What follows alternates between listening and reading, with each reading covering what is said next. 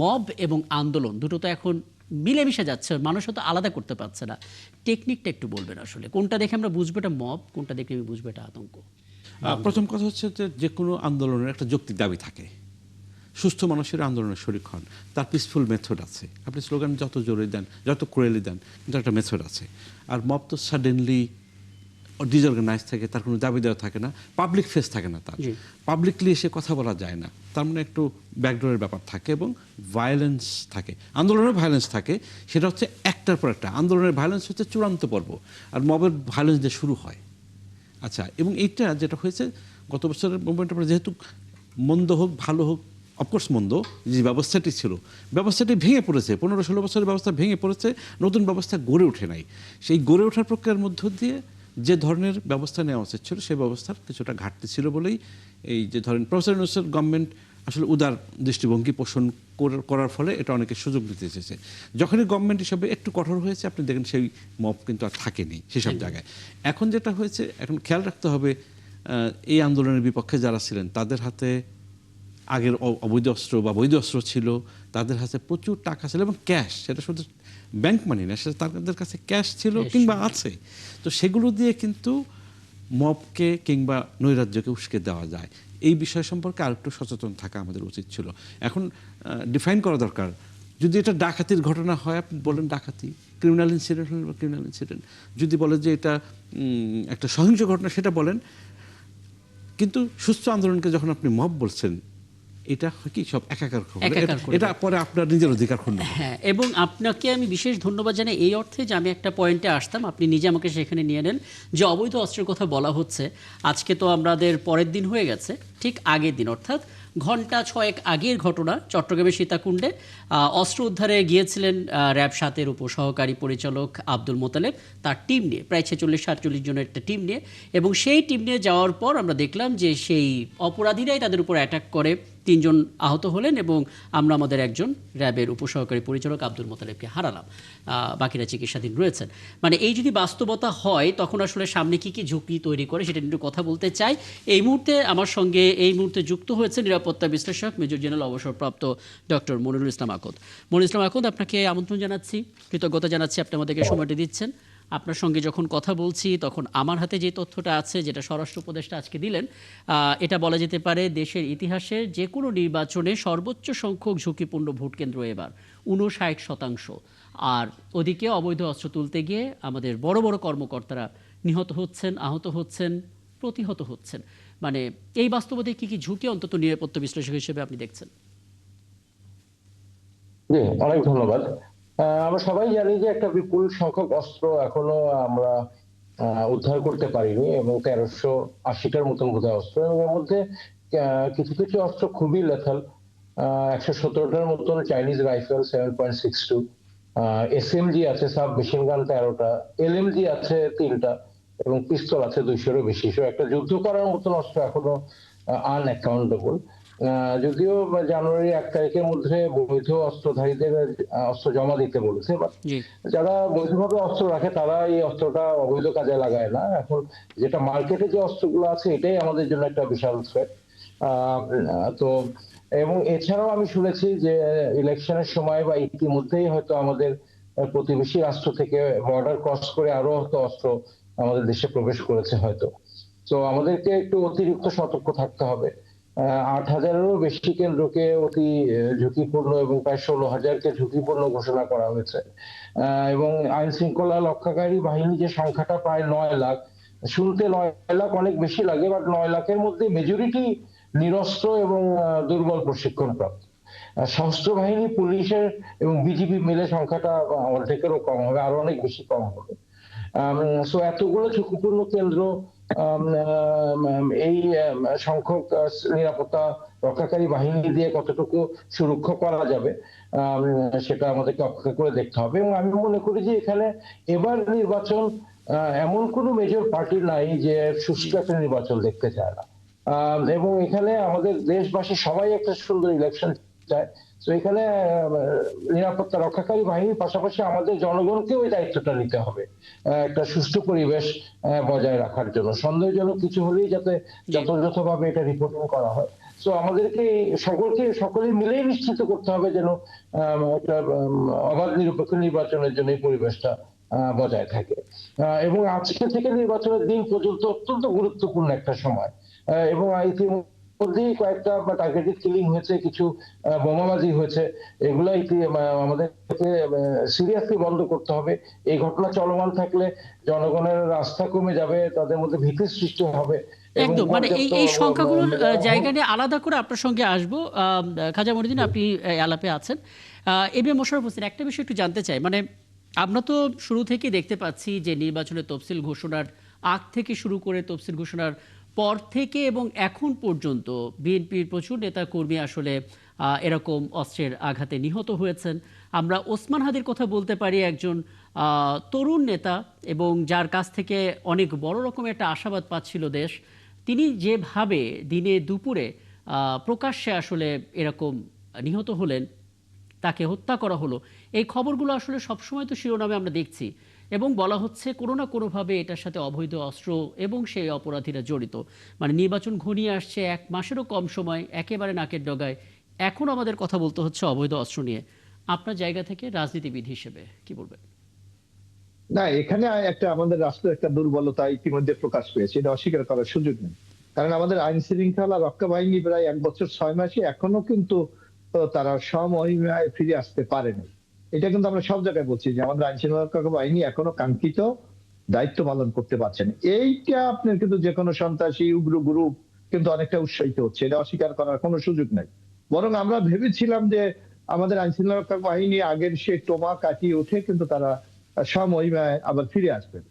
এই ক্ষেত্রে আমার মনে হয় সরকারের পক্ষ থেকে আরো একটু কাউন্সিলিং করা দরকার ছিল। আর রাজনৈতিক দলগুলি আপনি দেখবেন, রাজনৈতিক দলগুলো কিন্তু এই ধরনের কোনো অবৈধ অস্ত্র বা সন্ত্রাসী এগুলোকে কখনো সমর্থন করে না, বরং সরকারের বারবার বলা হচ্ছে যে অবৈধ অস্ত্র উদ্ধার হোক, যেটা আমাদের একজন নিরাপত্তা বিশ্লেষক বলেছেন।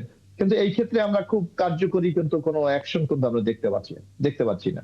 তো সুতরাং আমার মনে হয় নির্বাচন কিন্তু আমরা নির্বাচন হয়তো এটা তেমন একটা প্রতিবন্ধকতা তৈরি করবে না, কারণ নির্বাচনের মূল স্টেক হোল্ডার যারা, সেই রাজনৈতিক দল কিন্তু আগামী দিনে একটি ভালো নির্বাচন চায়, প্রশাসন ভালো নির্বাচন চায়, এবং আইন শৃঙ্খলা রক্ষা বাহিনী হয়তো তাদের সুনাম ফিরিয়ে আনার জন্য একটা ভালো নির্বাচন চায়। রাজনৈতিক দলগুলো সবার যে সেই সদিচ্ছা আছে এ বিষয়ে কোনো সন্দেহ নাই, কিন্তু খাজা মঈনুদ্দিন খুব চমৎকার করে আসলে কয়েকটা পয়েন্ট যুক্ত করেছেন, যে প্রচুর মানে কাঁচা টাকা ঘুরে বেড়াচ্ছে এবং সে অবৈধ অস্ত্র তো আছেই। এটাও তো একটা বড় রকমের হুমকি তৈরি করতে পারে, যেহেতু আমরা বলছি 59% ঝুঁকিপূর্ণ কেন্দ্র। না, এখানে আপনি একটা জিনিস লক্ষ্য করবেন, এটা বাস্তবতাকে আমরা যদি স্বীকার না করি তাইলে পরিস্থিতি কিন্তু আমরা মোকাবেলা করতে পারবো না। আপনি জানেন যে যারা বিগত ফেসিস যারা মানে পতন ঘটেছে, তাদের কাছে কিন্তু প্রচুর ইলিগাল মানি আছে। আমরা দেখি একজন মন্ত্রীর নামে 600-700 বিদেশে বাড়ি আছে, ব্যাংক থেকে এত টাকা লোপাট হয়েছে। এগুলি কোনো না কোনো ভাবে এত ব্যবহার হচ্ছে, এটা অস্বীকার করার সুযোগ নাই। কিন্তু এইটাকে চেক দেওয়ার দায়িত্ব বা এটাকে নিয়ন্ত্রণ করার দায়িত্ব অথবা প্রতিরোধ করার দায়িত্ব আপনার আমার তো নাই, এটা নিশ্চয়ই সরকার করবে, আইন শৃঙ্খলাকারী বাহিনী করবে। সুতরাং তাদেরকে যত সক্রিয় করা যাবে, যত অ্যাক্টিভ করা যাবে, যত এই ধরনের তৎপরতার বিরুদ্ধে আপনার অ্যাকশন বাড়ানো যাবে, আমার মনে হয় এই সকল সন্ত্রাসীরা বা যারা ইলিগাল মানি এখন ইনভেস্ট করে পরিবেশটাকে যারা বিঘ্ন করতে চায়, তাদের কাছে একটা মেসেজ দেওয়া উচিত যে অপরাধী যেই হোক না কেন, কোনোভাবে তাকে ছাড় দেওয়া হবে। বুঝতে পারছি। ব্যারিস্টার সাজ্জাদ আলী, আপনি আপনার জায়গা থেকে একটু বলবেন, মানে অন্তর্বর্তী সরকার এটা করলে আরেকটু ভালো হতো, এটা আমরা আলাপ করতেই পারি। রাজনৈতিক দল হিসেবে আপনার দল আসলে কি ধরনের ভূমিকা রাখছে, কি কাজটা আসলে করতে পারছে যাতে করে কিছুটা হলেও নিরাপত্তা ইস্যুটা বড় আকার ধারণ করতে না পারে, কিছুটা হলেও সে অবৈধ অস্ত্র উদ্ধারে পুলিশ যারা আসলে কাজটা করবে তাদের মনোবলটা অন্তত বাড়ে? ধন্যবাদ। প্রথম কথা হচ্ছে রাষ্ট্রের সংজ্ঞাটা আসলে আমার কাছে এখন অদ্ভুত মনে হয়। রাষ্ট্র, জুলাই পরবর্তীতে রাষ্ট্র কারা? যেমন যে উপদেষ্টা আছে এবং প্রধান উপদেষ্টা মিলে রাষ্ট্র যদি আমরা ধরে নিই, আর পুলিশ প্রশাসনে যারা আছেন তারা তো আগের সেটআপই, নতুন কোনো পুলিশ অ্যাপয়েন্টমেন্টও হয়নি, নতুন কোনো আমলা অ্যাপয়েন্টমেন্টও হয়নি, বরং হয়তো মাঝে মধ্যে লটারির ভিত্তিতে এই জায়গার পুলিশ অন্য জায়গায় নেওয়া হচ্ছে, এই জায়গার আমলাদেরকে ডিসিদেরকে অন্য জায়গায় নেওয়া হচ্ছে, কিন্তু লোক ওদের আগের লোকগুলি। এখন যার কারণে বর্তমান সরকারের যে কোনো স্টেপকে প্রশ্নবিদ্ধ করার জন্য ওনারা অনেক সময় কাজ করছে। আমরা যদি ওপেনলি হয়তো এটা বলা ঠিক হচ্ছে না, এবং ওনাদের যেহেতু আগের সেটআপ, বর্তমান সরকারের প্রতিটা কাজকর্মকেই নির্দেশনা তারা প্রপারলি মানছে কিনা, এটাও একটা দেখবার বিষয়। সবচেয়ে বড় কথা হচ্ছে যেহেতু এই জুলাই এই রাজনৈতিক দলগুলো এবং ছাত্র জনতার ঐক্যের ফসল, যার কারণে এই রাজনৈতিক দলগুলিরই সদিচ্ছাটা খুব ইম্পর্টেন্ট। এই আগামী নির্বাচনে যেন যথাযথভাবে পরিস্থিতি পরিস্থিতি মানে আইন শৃঙ্খলা পরিস্থিতি যথাযথভাবে থাকে এবং পুলিশদেরকেও সহযোগিতা করে তাদের দায়িত্বের মধ্যে পড়ে। কিন্তু তারপরে যেটা দেখা যাচ্ছে অনেকগুলো রাজনৈতিক দল ব্যর্থ হচ্ছে, কারণ দেখা যাচ্ছে কি একটা রাজনৈতিক দলে ইন্টারনাল ক্ল্যাশের কারণে 200-এর উপর লোক জুলাই পরবর্তীতে এখন পর্যন্ত নিহত হয়েছে তাদের ইন্টারনাল ক্লেশের কারণে। এখন এইরকম প্রেক্ষিতে যদি আপনি যে কথাটা বলছেন জামাত বা অন্যান্য দলগুলো তারা আসলে চেষ্টা করছে, কিন্তু চেষ্টা করলেও রাষ্ট্রের সামগ্রিক যে ব্যর্থতা সেটার দায়িত্ব বেসিক্যালি কোনো রাজনৈতিক দল নিতে পারবে না, কিন্তু তারপরে তাদের সদিচ্ছাটা খুব ইম্পর্টেন্ট এবং তাদের সদিচ্ছার মাধ্যমেই বেসিক্যালি আগামী নির্বাচন পর্যন্ত সবার ঐক্যবদ্ধ থাকতে হবে, যেন রাজনৈতিক আইন শৃঙ্খলা পরিস্থিতি কোনোভাবে যেন ডিটোরিয়েট না করে আর কি আগামী দিনগুলোতে। আসলে টক শোতে যখন এরকম বক্তব্য আসে যে রাজনৈতিক দলগুলোকে ঐক্যবদ্ধ থাকতে হবে, এটা আসলে সত্যিকার অর্থে আশাবাদ তৈরি করে। কিন্তু পরদিন সকালবেলা যখন আমরা বক্তব্যগুলো শুনি এক একজন রাজনীতিবিদদের আক্রমণাত্মক বক্তব্য যে রাস্তায় নেমে যাব আমরা ইলেকশন কমিশন ঠিক পথে না আসলে, নানা বক্তব্য, তখন আসলে নতুন করে শঙ্কাও তৈরি করে। ব্যারিস্টার সাজ্জাদ আলী চৌধুরী খুব চমৎকার করে একটা প্রশ্ন করেছেন যে রাষ্ট্র কারা, এটা একটা বড় কনফিউজিং প্রশ্ন হয়ে যাচ্ছিল। আপনার কি সেটা মনে হয়েছে? ফ্রেঞ্চ একজন রুলার লুই XVI, ষোড়শ লুই, উনি বলেছেন লেতা সে মোয়া, মানে আমি রাষ্ট্র। আচ্ছা আচ্ছা আচ্ছা, এখন ধরেন আয়াতুল্লাহ খোমেনি যখন 79-এ ইরানে ফিরলেন রেভলিউশনের পেকে, আয়াতুল্লাহ খোমেনি যদি বলতেন আমি হচ্ছি ইরান, ওটা ওই মুহূর্তের জন্য ঠিক আছে। আচ্ছা, এখন কোন একজন তরুণ 5ই অগস্ট সকাল দুপুরবেলা শেখ হাসিনা পালিয়ে যাওয়ার পরে বলতেন যে আমি আজকে বাংলাদেশ, সেটাই হতো। ওইটা ওই মুহূর্তের জন্য, এটা ইটস এ হিস্টোরিক মোমেন্ট, এটা হয়। প্রফেসর ইউনূস হয়তো বলতে পারতেন আই এম দ্য স্টেট, আমি বাংলাদেশ, হয়তো বলতে পারতেন। এখন প্রফেসর ইউনূস কি রাষ্ট্র, অথবা অ্যাডভাইজারি কাউন্সিল কি রাষ্ট্র? এই ধরনের ট্রানজিশনাল বা উত্তরণের সময়ে রাষ্ট্র আসলে আমরা সকলে মিলে। এর মধ্যে একটা বড় এলিমেন্ট হচ্ছে রাজনৈতিক দলরা। ওই যে রাজনীতিবিদ যারা আছেন ওনারা যদি অস্বীকার করেন, আমি ইনসিস্ট করবো ওনারা ওই রাষ্ট্রের এসেনশিয়াল পার্ট। কারণটা হচ্ছে এখন ওনাদের কমান্ড খুব স্ট্রং, ওনাদের তো কর্মী বাহিনী আছে সারা দেশে, ওনাদের সব জায়গায় ওনাদের পলিটিক্যাল কনস্টিটিউয়েন্সি আছে সারা দেশে, যেটা কেয়ারটেকার গভর্নমেন্টের ইন্টারিম গভর্নমেন্টের একজন অ্যাডভাইজার আমাদের প্রাইভেট কথা বলছেন, যে নাম বলছি না, উনি বলেন যে আমাদের তো দল নাই, আমাদের তো কর্মী নাই, আমাদের তো সীমাবদ্ধতা আছে, আমাদের আমলাতন্ত্র না, এটা আমরা নিয়োগ দেইনি, সুতরাং আমাদের খুব কষ্ট করে রাষ্ট্র চালাতে হয়, মানে সরকার চালাতে হয়, ফলে এই যে মোমেন্টটা এখানে রাজনৈতিক দল এবং আমরা একটা ভেগ রিয়ালিটি, তবু বলি জনগণেরও একটা ব্যাপার আছে। জনগণ, কারণ হচ্ছে বাংলাদেশের এখন পর্যন্ত সবচেয়ে অবাধ এবং সুষ্ঠু নির্বাচন হয়েছে, বিতর্কের ঊর্ধ্বে বলা যায় 1991 সনে। সে নির্বাচনটি আমরা দেখেছি, আমরা তখন বিশ্ববিদ্যালয়ে পড়তাম, এই আনসার বাহিনী দিয়ে নির্বাচন হয়েছে, পুলিশও খুব একটা দরকার হয়নি, মিলিটারি তো নাই, বিকজ রাজনৈতিক দলগুলো মনে করেছে ইলেকশনটা সুষ্ঠু, আমরা কম্পিটিটিভ জায়গায় আছি, জনগণ মনে করছে নিশ্চিন্তে আমার ভোট আমি দেব, যাকে খুশি তাকে দেব, দেওয়ার সুযোগটা পাবো। সেই এক্সাম্পল আমাদের আছে। এখন আমাদের রাজনৈতিক ভাইয়েরা যতই তর্ক করুন, যেহেতু প্রত্যেকে সুষ্ঠু নির্বাচন চান, ফলে তারা যদি সহযোগিতা মনে করেন যে ইলেকশনটা সুষ্ঠু হতে হবে, তাহলে হবে। মুশকিলটা হয় কোথায়? যেগুলো আপনি উত্তেজনা দেখেন, উত্তেজনার একটা কারণ আছে, যৌক্তিক কারণ আছে। কারণ হচ্ছে আমরা কি দেখেছি, সকালবেলা উঠে সন্ধ্যাবেলা টেলিভিশন খুলে বিরোধী দলকে গালাগাল করতে দেখি, একদম, অথবা বিরোধী দল এই সরকার, হিস্ট্রিক্যালি আমরা দেখে আসছি এই সরকারকে মানি না, মানবো না, এটা তো এই কনফ্লিক্টিং পলিটিক্স দেখে আসছি। হ্যাঁ, কনফ্লিক্টিং পলিটিক্স দেখছি, কনফ্রন্টেশনাল পলিটিক্স দেখে আসছি। আর গত এই ফ্যাসির সময়ে আমরা আমাদের বাচ্চারাও পর্যন্ত যা শিখেছে ওইটাই তো শিখেছে, নিঃসন্দেহে বাজে এডুকেশন, কিন্তু ওইটাই শিখেছে। ফলে চট করে ওই এডুকেশনটা যাবে না, কালচারের মধ্যে থেকে ওটা যাবে না। ফলে ওই কথাই বলে বসে না, বোধ হয় আমি যখন বিএনপি, আমি জামাতকে এনসিপিকে অ্যাটাক করতে হবে, আমি যখন এনসিপি জামাত বিএনপিকে অ্যাটাক করতে হবে, এই মানসিকতাটা থেকে যায়। আমি দোষ দিচ্ছি না। এবং যখন কম্পিটিশন ফিয়ার্স হয়, একদম খুব চমৎকার করে বলেছেন। আমার হাতে সময় থাকলে আলাপটা দীর্ঘ করতাম। এবং আপনি যে কথাগুলো বললেন সেখানে গিয়ে তরুণদের যে রাজনৈতিক সচেতনতা, এটা বোধহয় একটা আশাবাদ, কারণ তাদেরকে আসলে সেই পুরনো কৌশলে আর মুগ্ধ করা যায় না, তারা আসলে সবকিছু বিচার করে। আপনারা আছেন সবাই আমাদের সঙ্গে, একটা ছোট্ট বিরতির পর ফিরবো। এবং বলে রাখি, মেজর জেনারেল অবসরপ্রাপ্ত ডক্টর মনিরুল ইসলাম আখন্দ, একটা প্রশ্ন আপনার কাছে করে রাখতে চাই।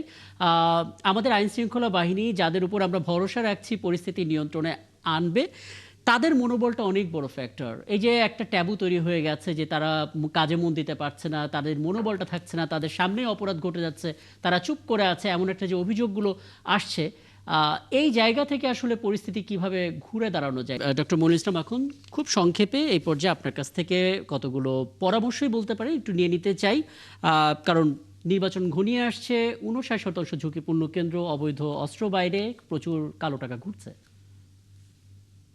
অনেক ধন্যবাদ। প্রথমে আমি সশস্ত্র বাহিনী সম্পর্কে বলি। অন গ্রাউন্ডে অপারেশন এক্সিকিউট করে জুনিয়র অফিসাররা, মিড লেভেল এবং জুনিয়র অফিসাররা, lieutenant colonel, major, captain, lieutenant. এবং আমি আত্মবিশ্বাসের সাথে দেশবাসীকে জানাতে চাই যে this group of officers are the asset of Bangladesh. তারা অত্যন্ত দেশপ্রেমিক, সৎ, নিষ্ঠাবান অফিসার। এবং আমরা বিগত 3টা ইলেকশনে দেখেছি সেনাবাহিনীকে ডিপ্লয় করেছে, বাট ভোট কেন্দ্রে ঢোকার অনুমতি দেয় নাই, এবং সকল অপরাধ ভোট কেন্দ্রের ভিতরে হয়েছে, বাট আশেপাশে যেহেতু সেনাবাহিনী ছিল, দোষটা সেনাবাহিনীর উপরে এসেছে।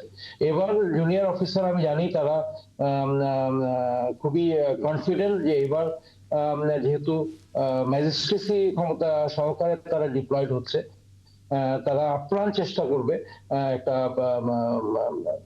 নিরপেক্ষ নির্বাচন সহায়তা করার জন্য। পুলিশ বাহিনী সম্পর্কে আপনারা জানেন, অগস্টের পরে তাদের মোরাল ডাউন ছিল, একটা বিপুল সংখ্যক পুলিশ পালিয়ে গেছে, তাদের সংখ্যা কম ছিল। এবং আমি মনে করি এই নির্বাচনে পুলিশ বাহিনীও প্রমাণ করার চেষ্টা করবে যে তারা দেশটাকে ভালোবাসে, আবার দেশের জন্য কাজ করার জন্য তারা প্রস্তুত। এবং ভাই যেটা বললেন যে অ্যাকচুয়ালি আমরা দেশবাসী সবাই যখন একটা ভালো ইলেকশন চাচ্ছি, আনসারকে দিয়েই 91-এ ইলেকশন হয়েছে, এবারও আমি আশা করি যে এই বিপুল সংখ্যক 9 লক্ষ নিরাপত্তা কর্মী এবং পুরো দেশবাসী মিলে একটা নিরাপদ ইলেকশন আমরা করতে পারবো। বাট আমাদের এই জন্য প্রি ইলেকশন পিরিয়ডটাতে কেয়ারফুল থাকতে হবে, আমাদের বর্ডার গুলোকে সুরক্ষিত রাখতে হবে, যাতে কোনো অপরাধী বুঝতে পারে যে অপরাধ করার পরে তার পালিয়ে যাওয়ার কোনো সম্ভাবনা নাই, এবং ওপার থেকে কোনো অবৈধ অস্ত্র বা সন্ত্রাসী যাতে দেশের ভিতরে আসতে পারে। চমৎকার। আমার হাতে যেহেতু সময়টা কম, কিন্তু মৌলিকভাবে খুব গুরুত্বপূর্ণ আইনের শাসন নিশ্চিত করতে হবে। হ্যাঁ, অনেক ধন্যবাদ, অনেকগুলো পরামর্শ আপনি দিলেন। ব্যারিস্টার সাজ্জাদ আলী চৌধুরী, খুব ছোট করে আপনার কাছ থেকে জানবো, গতকাল, এখন তো আর গতকাল বলা যাবে না, গত পরশুদিনই বলতে পারি, গত পরশুদিন জামাতে ইসলামের পক্ষ থেকে প্রধান উপদেষ্টার সঙ্গে যখন কথা হলো, তখন এই ব্যাপারটাও, নিরাপত্তার ইস্যুটাও তারা বলেছিল, এবং একটা দাবি আসলে বলা যেতে পারে আপনাদের দিক থেকে যে সেনাবাহিনী, পুলিশ সহ আইন শৃঙ্খলা বাহিনীর কর্মকর্তা যেন ভোট কেন্দ্রের ভেতরে না ঢুকতে পারে, অর্থাৎ ভোট কক্ষের ভেতরে। এটাও কি আসলে সেই নিরাপত্তার অংশ হিসেবে? ধন্যবাদ। এটা আসলে একটা মানে গত দিনের অভিজ্ঞতা থেকে বর্তমান সময়ের প্রতিকারটা এভাবে চিন্তা করেছে। কারণ হচ্ছে ওনাদের দায়িত্ব তো মানে নির্বাচন যে কক্ষ বা নির্বাচন যে বুথ হয় তার বাইরে পর্যন্ত, ওই জায়গাটাকে যদি তারা সিকিউর করতে পারে, যথাযথভাবে দায়িত্ব পালন করতে পারে, তাহলে কিন্তু ভেতরের যে ইস্যু থাকে, কারণ আগের বারে দেখা গেছে নির্বাচনে কক্ষের ভেতরেই যারা দায়িত্বে থাকেন, সেটা পুলিশ হন বা অন্যান্য সংস্থার যারা সদস্য, তারা দেখা যাচ্ছে ভোট কেন্দ্রে ভোটগুলো দিয়েছেন, এবং এইভাবে ইলেকশন মেকানিজম গুলো হয়েছে। যার কারণে যেহেতু এখন ঝুঁকিপূর্ণ কেন্দ্রের সংখ্যা প্রায় 6,500 ও 16,500, এবং অতি ঝুঁকিপূর্ণ কেন্দ্রের সংখ্যা প্রায় 2,800, যার কারণে এখন, এবং সব জায়গায় সিসি ক্যামেরা থাকবে, সেহেতু কেন্দ্রের বাইরের একটা পরিস্থিতি তৈরি হতে পারে। কারণ হচ্ছে এই পরিস্থিতিটা টেকেল যদি দেওয়া যায়, তাহলে ভেতরের পরিস্থিতিটা আশা করি অটোমেটিক। বুঝতে পারছি, তার মানে পূর্ব অভিজ্ঞতাকে মাথায় রেখে আসলে এই ব্যাপারটা বলা হয়েছে। আমি আলাপটা শেষ করব আজকে, আমরা আয়োজনে একেবারে শেষ পর্যায়ে, আর মিনিট 2 আমার হাতে আছে। খাজা মনিউদ্দিন, আপনার কাছে সবশেষ বিষয়টা একটু জেনে আলাপটা শেষ করব। প্রায় 9 লক্ষ আইন শৃঙ্খলা বাহিনীর সদস্য থাকবে এবার, তার মানে সংখ্যার দিক থেকে এটা তো বিশাল, এবং ঝুঁকিপূর্ণ কেন্দ্র সংখ্যা ইতিহাসের সর্বোচ্চ। আপনার দিক থেকে কোন কাজগুলো করা উচিত? আমার দুটো পরামর্শ। একটা হচ্ছে, রাজনৈতিক দলগুলো যদি এখন চায় যে গন্ডগোল করতে হবে, তাহলে করতে পারবে, এবং ইলেকশন ভণ্ডুল করার মতো পরিস্থিতি চাইলে তৈরি করতে পারবে। বিকজ রাজনৈতিক দলগুলো যত রকম আনডিউ ডিবেটে জড়াবে, কনফ্লিক্টে জড়াবে, অন্য পক্ষ কিন্তু অপেক্ষা করছে, যারা ইলেকশন ভণ্ডুল করতে চায় তারা সুযোগ নেওয়ার চেষ্টা করবে। সুতরাং এখনও রাজনৈতিক দলগুলো শুধুমাত্র সহনশীল আচরণ করেই ক্ষান্ত হলে চলবে না, রাজনৈতিক দলগুলোর মধ্যে নতুন করে ডায়ালগও লাগবে। প্রয়োজন প্রফেসর ইউনূসের গভর্নমেন্ট সেই ডায়ালগে মধ্যস্থতা করতে পারেন, অথবা বিএনপি নেতা জনাব তারেক রহমান বা জামাত ইসলামের আমির ওনারা কয়েকজন মিলে উদ্যোগ নিয়ে একটা জাতীয় ডায়ালগ করতে পারেন। দ্বিতীয় পরামর্শ হচ্ছে যে ন্যাশনাল সিকিউরিটি কাউন্সিল, যেটা মানে ন্যাশনাল সিকিউরিটি অ্যাডভাইজার যিনি আছেন, উনি ন্যাশনাল সিকিউরিটি সংক্রান্ত একটা নাগরিক কমিটি করতে পারেন, আমাদেরকে রাখতে পারে। গ্রাসরুটসের মানুষ, ডিভিশনাল হেডকোয়ার্টার্সের মানুষ যারা খবর দিতে পারবে, তারা মিলে একটা ন্যাশনাল সিকিউরিটি নাগরিক কমিটি যদি করা হয়, তাহলে তারা পরামর্শ দিতে পারবে যাতে অবৈধ অস্ত্র বলেন অন্য যে কোনো অ্যানার্কি যাতে না হয় সেই পরামর্শ দিতে পারবেন, ব্যবস্থা নিতে পারবেন, জনগণকে মোটিভেট করতে পারবেন।